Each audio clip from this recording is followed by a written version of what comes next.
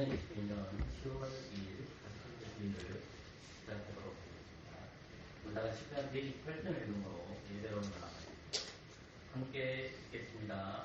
여호와를 경외하며 그 노래 행하는 자마다 복이 있도다. 내가 내 손이 수고한 대로 먹을 것이라. 내가 복되고 흥통하리로다. 내 집 내 실에 있는 내 아들은 글씨한 포도나무 같으며 내 땅에 둘린 자식은 어린 감람나무 같으리로다. 여호와를 경외하는 자는 이같이 복을 얻으리로다. 여호와께서 시온에서 내게 복을 주실지어다. 너는 평생에 예루살렘에 복을 보며 내 자식의 자식을 볼지어다. 이스라엘에게 평강이 있을지어다. 아멘. 예배로 나온 자들에게 주시기를 축복의 인사로 말씀하십니다. 하나님 우리 아버지와 주 예수 그리스도에게로서 은혜와 건강이 너희에게 있을지어다. 아멘. 다같이 찬송가 8장을 찬양하겠습니다.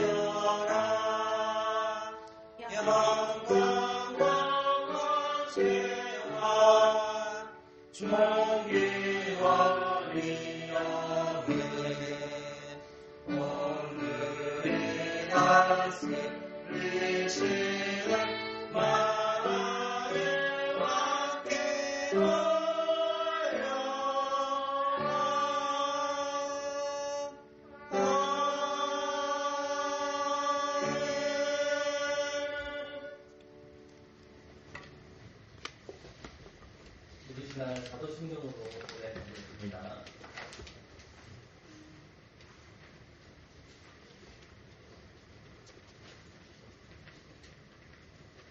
함께 고백하도록 하겠습니다. 나는 전능하신 하나님 아버지 천지의 창조를 믿습니다. 나는 그분의 독생자 우리 주 예수 그리스도를 믿으노니 그분은 성령으로 잉태되어 분명히 마리아에 태어나셨고 본디오 빌라도 치하에서 고난당하시고 십자가에 달리시고 죽으시고 장사되시고 흥부에 내려가셨으며 사흘 만에 죽은 자들로부터 부활하셨고 하늘에 오르셨고 전능하신 하나님 아버지의 은혜에 앉으시는데 거기로부터 사는 자들과 죽은 자들을 심판하러 오실 것입니다. 나는 성경을 믿습니다. 나는 거룩한 공의회와 성도의 교회와 사례와 의의 부활과 영생을 믿습니다. 아멘. 하나님의 말씀 신명기 5장 5절에서 22절입니다. 신명기 5장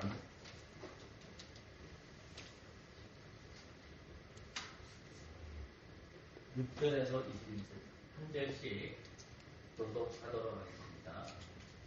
제가 먼저 읽겠습니다.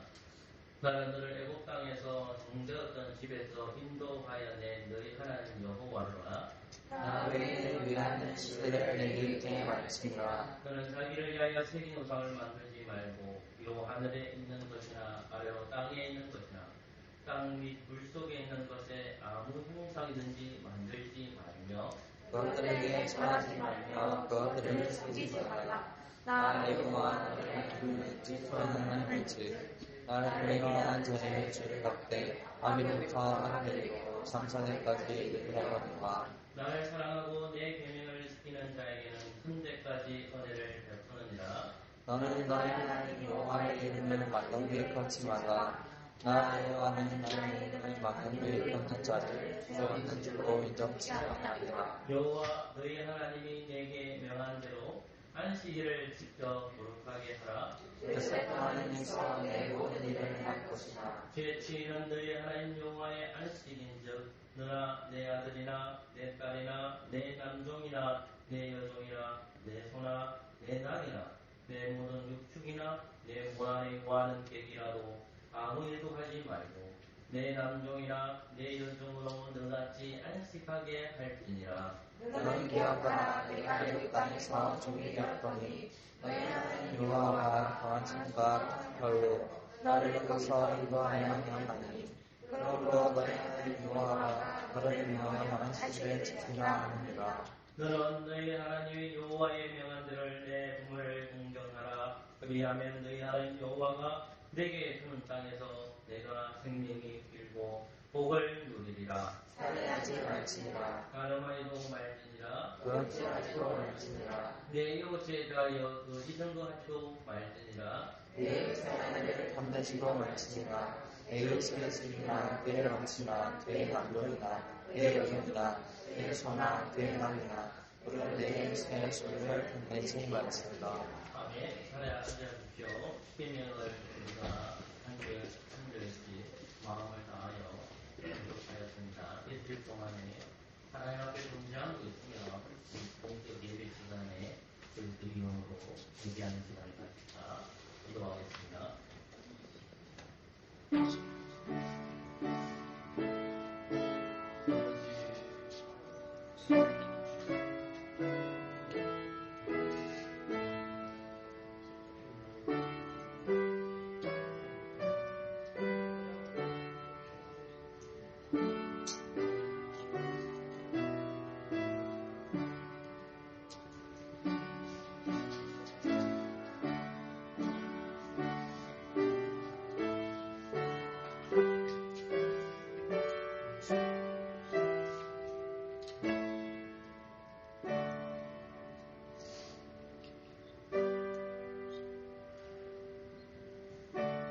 하나님께서는 회개하는 자에게 사죄를 선포하십니다.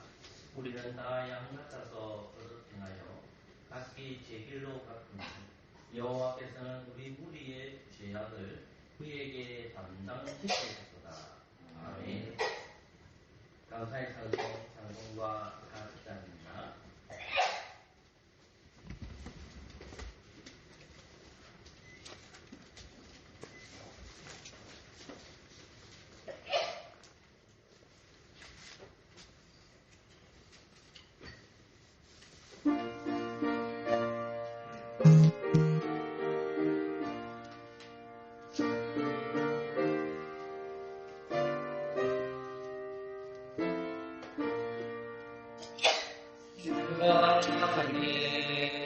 지으신 모든 세계 내 마음 속에 그리움을 때 알들이면 의연 번지는 데서 주님의 권내 우주에 찾네 주님의 하심에 내 영혼이 찬양하네 주님의 노를 하심에 내 영혼이 찬양하네 숲속에 난 험한 골짜기에서 지저귀는 저 새소리들과 고요하게 흐르는 시냇물이 내 물길 솜씨 노래하노라 주님의 노래 하심에 내 영혼이 찬양하네 주님의 노래 하심에 내 영혼이 찬양하네 찬양하니 아낌없이 우리를 위해 보내주신 주셨네. 십자가에 피 흘려 죽으신 주, 내 모든 죄를 구속하셨네. 주님의 몸으로 인내하심에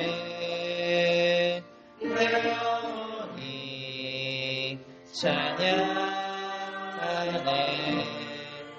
주님의 몸으로 인내하심에 내 영혼이 찬양하네.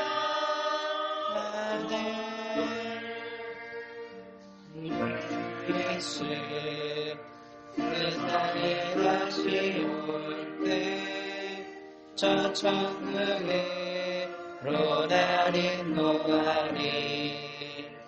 나 영손이 엎드려 경배하며 영원히 주를 찬양하리라.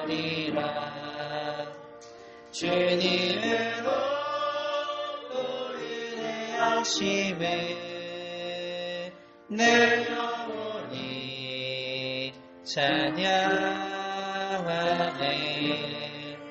주님의 노를 하심에 내 영혼이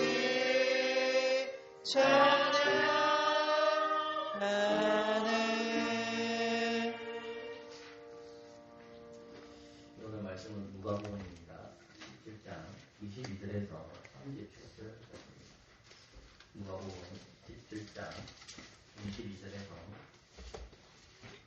37절 말씀을 제가 읽어드리겠습니다. 또 제자들에게 이르시되 해가 이르리니 저희가 인자의 날 하늘을 보고자 하되 보지 못하리라. 사람이 너희에게 말하겠거라. 여기 있다 봐라. 여기 있다 하리라.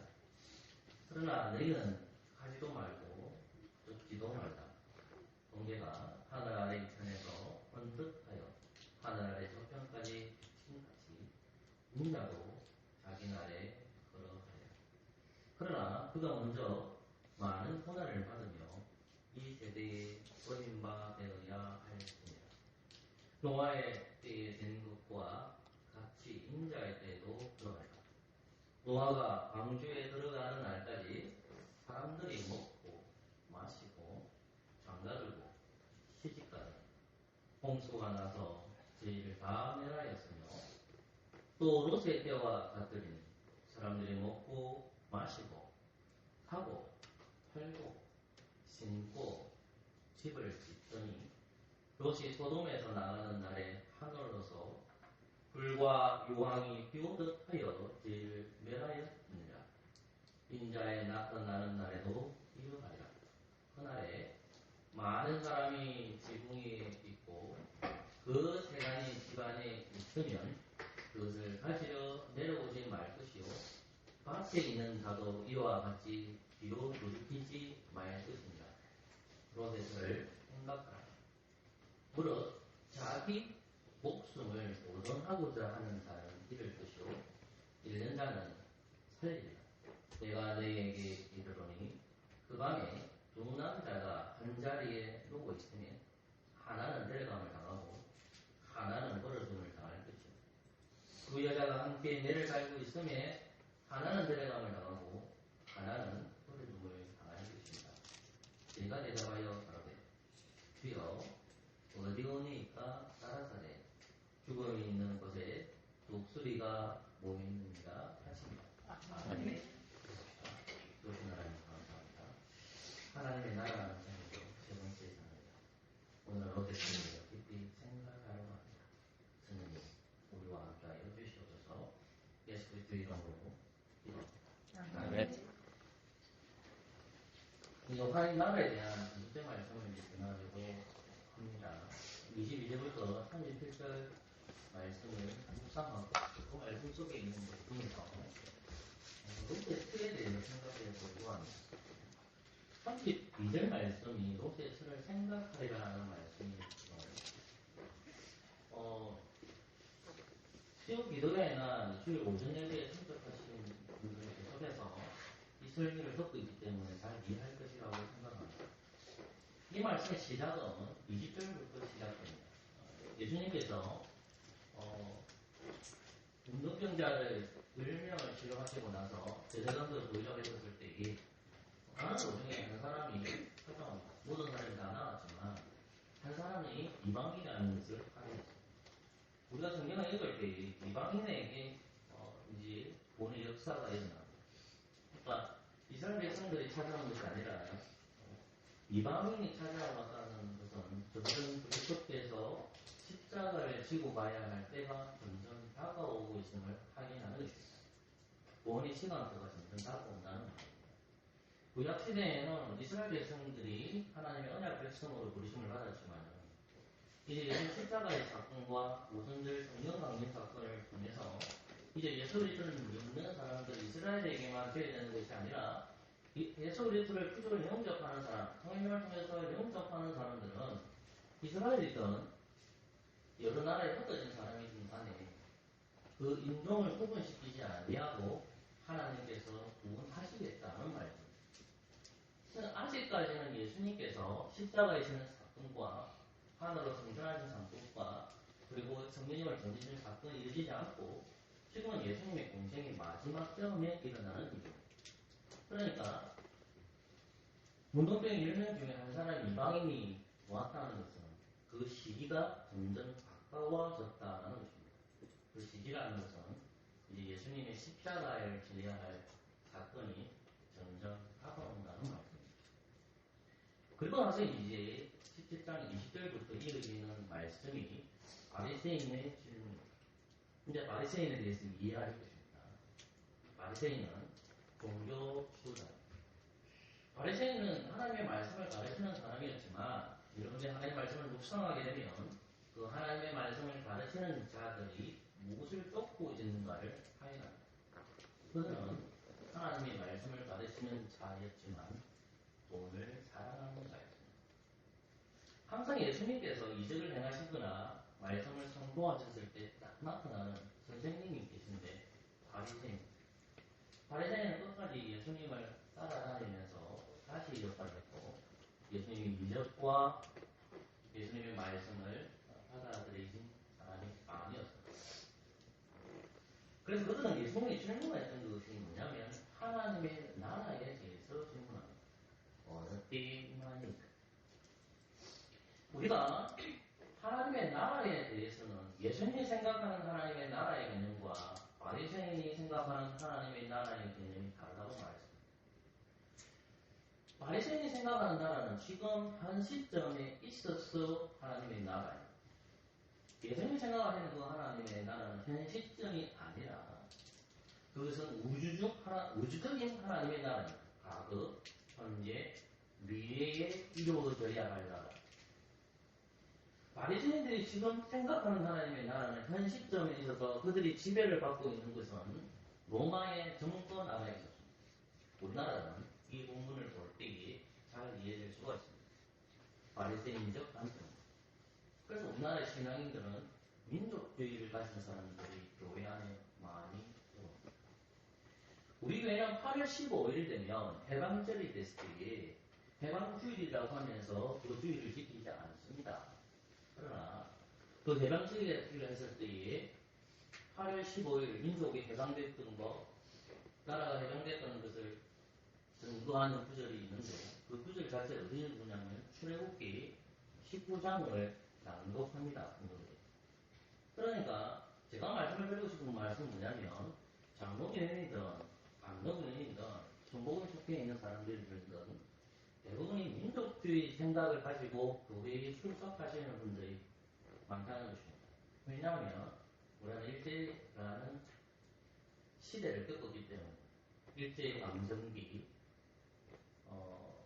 그것을 거쳤기 때문에 본문을 해석할 때도 그렇게 해석할 역량이 있다는 것입니다. 그래서 바리새인들은 당시 로마의 정권 아래에 있었기 때문에 로마의 정권에서 해방되는 것이 하나님 나라가 실현되는 것으로 생각합니다. 억압되어 있고 자유가 없습니다. 착취되어 있고 그들에게 종교적 자유도 보장되지 않습니다. 기득권 세력이 아닙니다. 항상 지배층, 출세도 할 수가 없습니다. 출세를 하기 위해서는 로마에 붙어야 됩니다. 그러므로 하나님의 말씀 가운데 이 로마로부터 해방시켜 주실 구원자를 위해 기도했고 예수님은 그의 적격한 신분이 아니었습니다. 예수님 신분은 볼품에 보냈고 예수님은 너무나도 연약한 자로 보였기 때문입니다. 그런데 이 사람이 생각하는, 바리새인들이 생각하는 메시아 산자는 단 한 가지가 나서 민족의 해방을 주장하는 것입니다. 그런데 예수님은 적격이 아니었습니다. 그리고 그들이 생각하는 하나님의 나라의 개념과 예수님이 생각하는 하나님의 나라의 개념이 달랐기 때문에 예수님께서는 그 하나님의 나라가 너희 안에 있다고, 우리 마음에 있다는 말씀이 아니라 지금 너희 자리에 있다. 이 공간 안에 있다는 것입니다. 그것은 예수님 자신이 하나님의 나라를 완성하시기 위해 오셨다는 것입니다. 예수님의 하나님의 나라는, 예수님이 하나님의 나라가 되기 위해서 왕이 되셔야 되고요. 예수님이 하나님의 나라가 되기 위해서 땅이 되셔야 되고요. 예수님 하나님의 나라가 되기 위해서 백성이 되셔야 됩니다. 예수님 자신이 하나님께서 보내신 하나님 나라다라고 했습니다.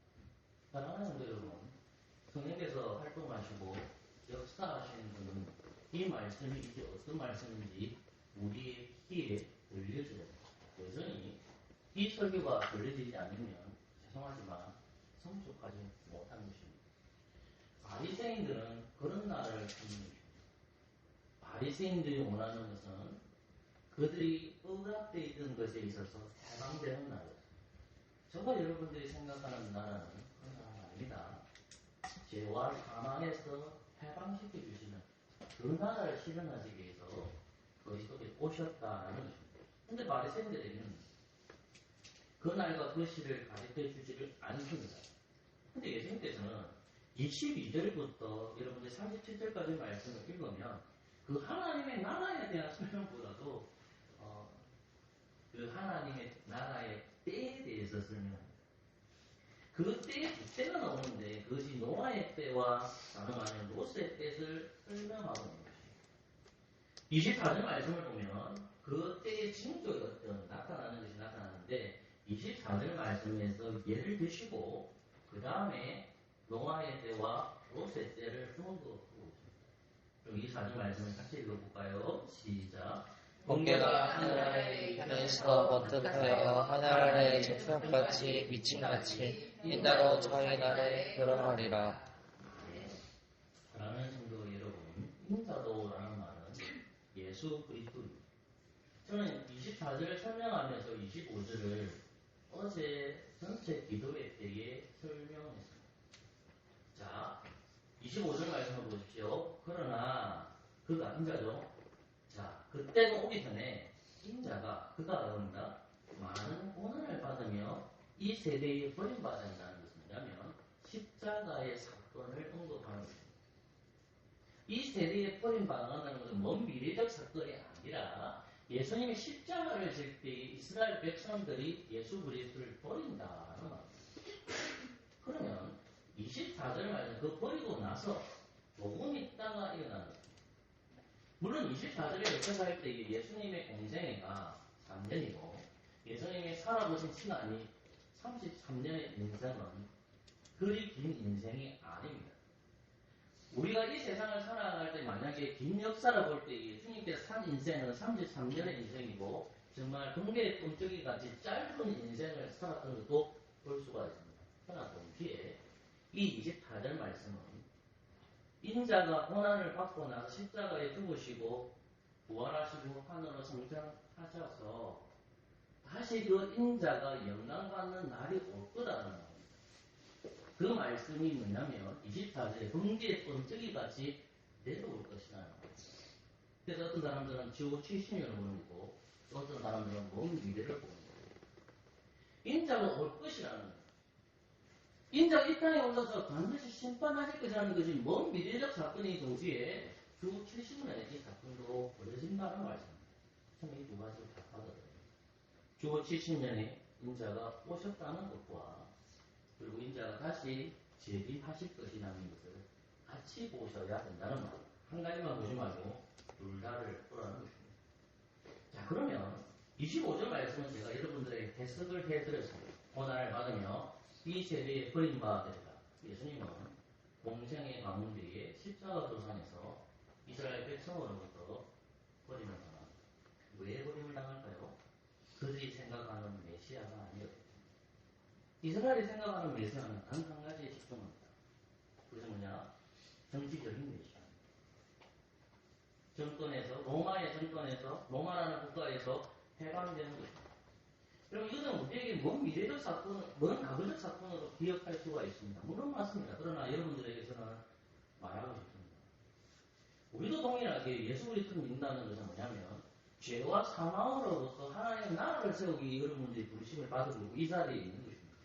그러나 우리들 가운데 정신적 메시아를 믿는 사람은 없습니까? 우리들 가운데 그 예수님을 믿으면 뭔가 이익이 되기 위해서 교회를 출석하고 있지 않습니까? 지금 당장 그 생각을 집어치워야 돼요. 여러분들이 생각하고 있는 건, 내가 생각하고 있는 건, 목사가 생각하고 있는 정치적인 메시아가 생각하면 안 됩니다. 죄와 사망에서 해방해 주실 수 있는 그런 분을 생각해야 됩니다. 예수님 십자가의 도상에서 버림을 당하게 때 대부분의 언약의 백성들은 정치적인 메시아를 바라봤습니다. 그들이 생각하는 메시아에 초점했습니다. 모든 것을 해결해 주시는 그 메시아를 바라봤는데 그 메시아가 너무나 연약하게 십자가의 도상에서 죽는 장면을 못 견갑니다.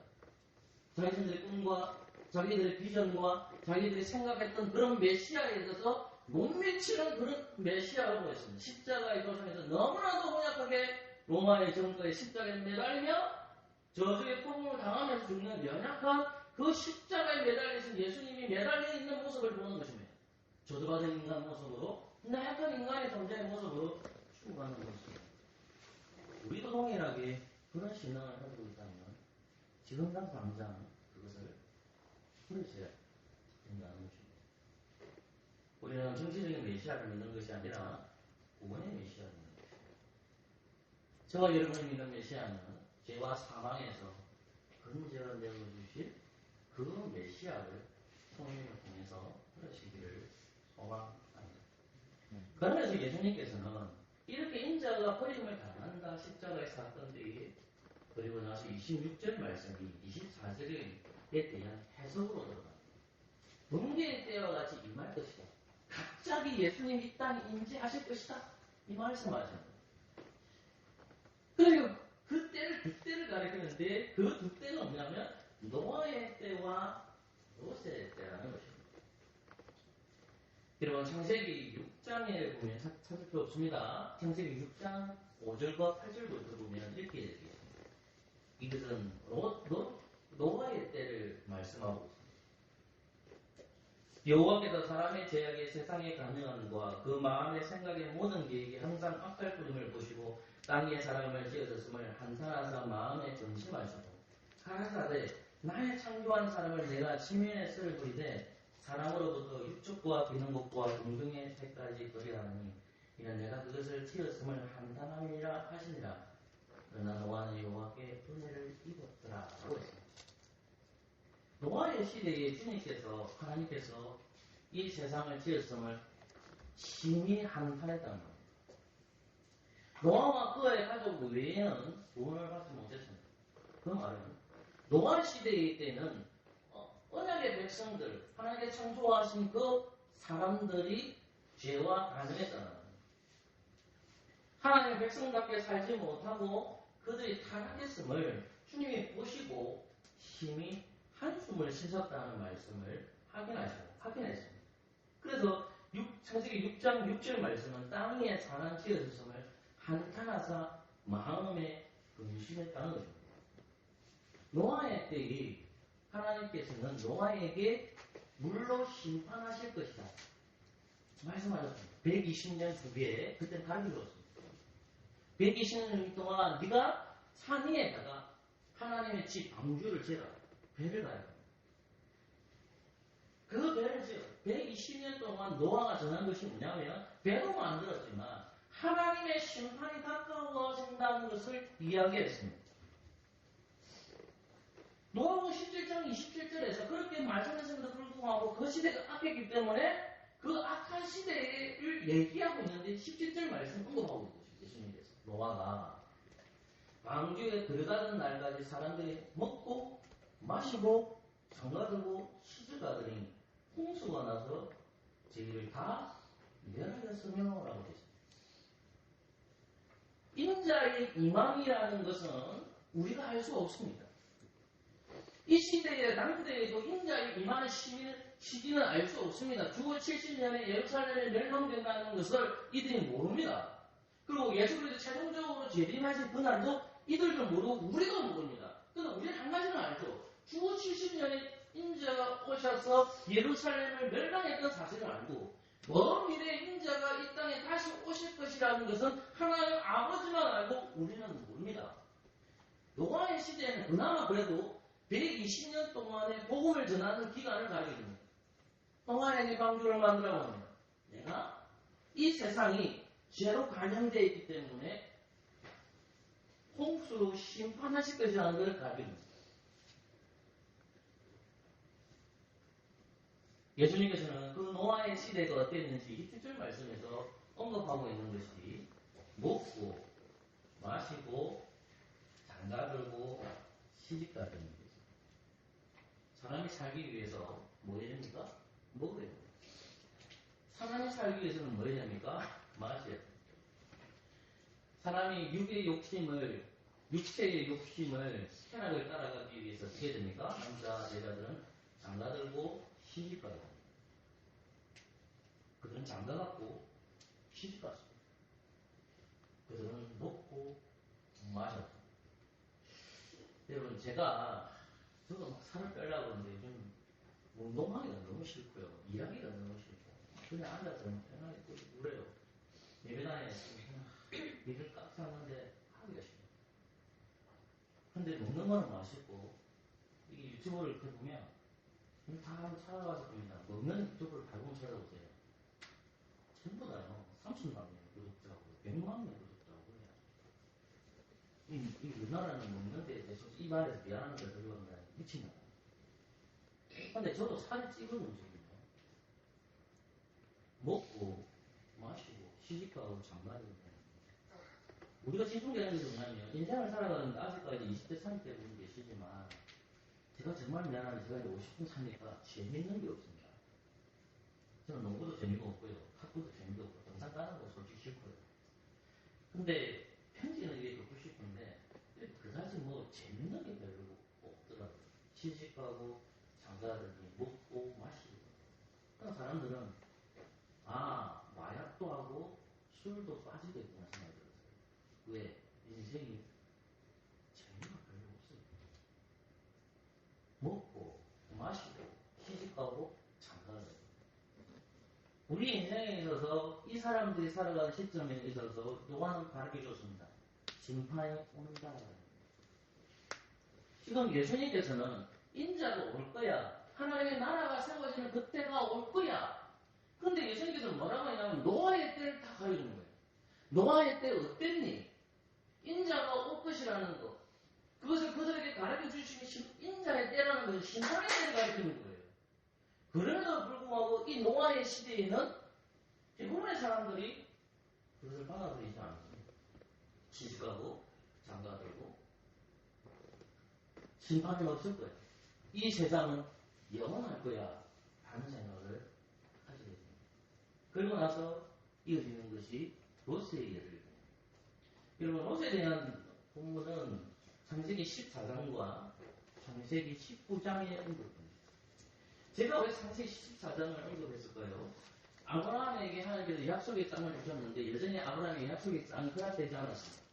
함께 있었던 롯이라는 사람이 아브라함을 떠나게 되는데 그가 아브라함을 떠나게 됐을 때 산을 바라보면서 아브라함의 롯에게 땅을 선택하라고 합니다. 그때 롯이 선택한 땅이 소돔과 고모라의 땅이었습니다. 그런데 소돔과 고모라의 땅을 창세기 14장 10절부터 13절까지 이렇게 설명합니다. 같이 한번 설명할까요? 10절부터 13절입니다.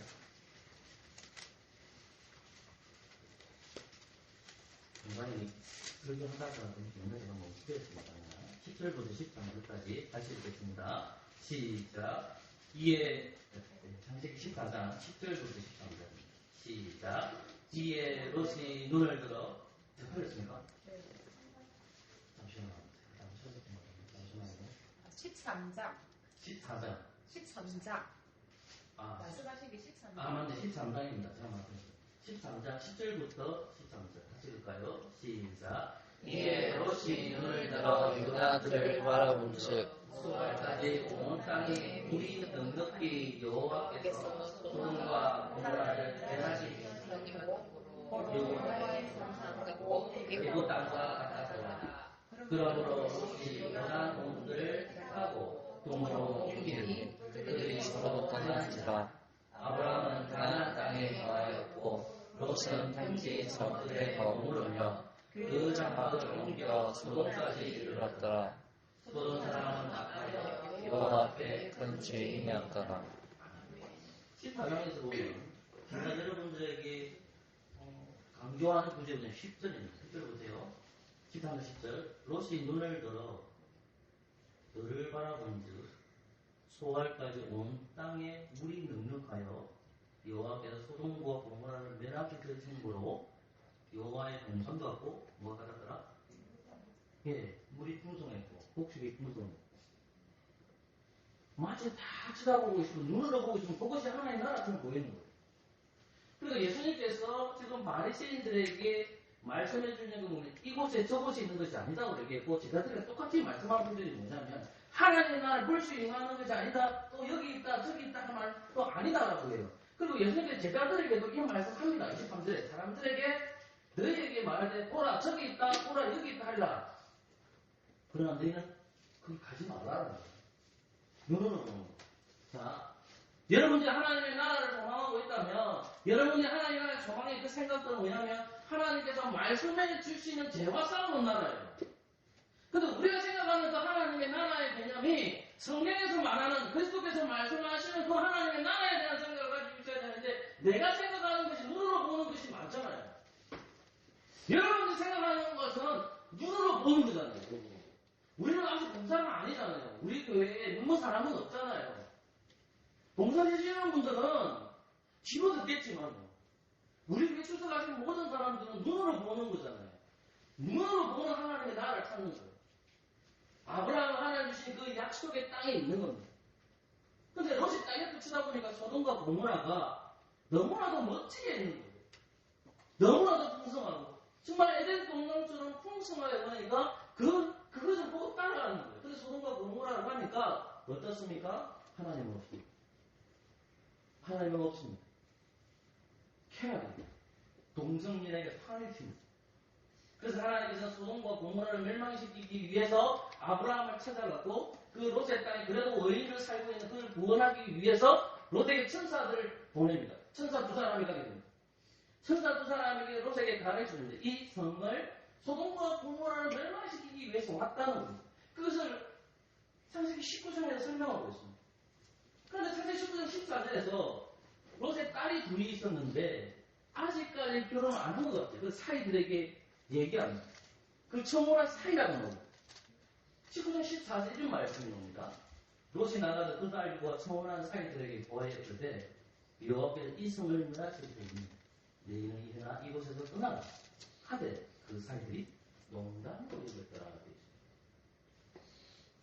농담으로 여겼더라. 실감이 안 나죠.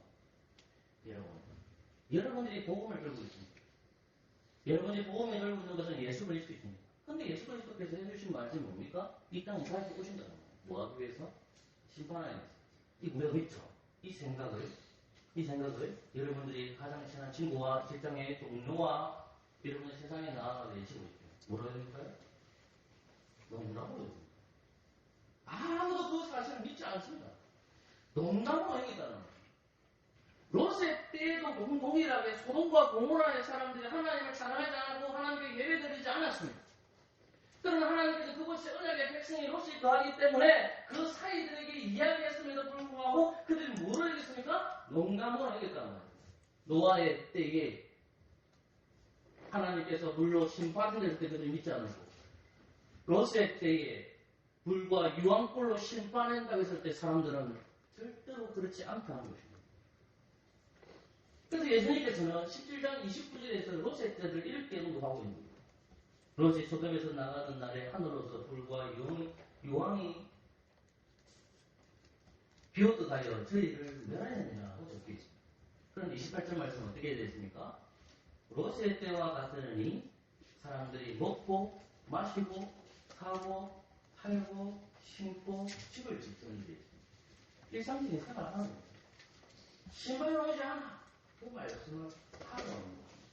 그리고 나서 주님께서 뭐라고 얘기했냐면, 자, 노아의 때와 롯의 때가 지나는 너희들 들었지. 인자의 임하오는 이렇게 와. 라고 하는 것이 3절입니다. 그럼 한 절 말씀을 들어볼까요? 한 절입니다. 시작. 인자의 나타나는 날에도 이러하리라. 자, 노아의 때와 롯의 때에도 하나님께서 천사를 보내셔서 소돔과 고모라를 멸망하신 것처럼, 하나님께서 홍수를 보내셔서 이 땅을 노아의 때에 심판하신 것처럼 인자의 날도 그러하리라는 거예요. 그러면 바리새인들이 묻는 것이 무엇입니까?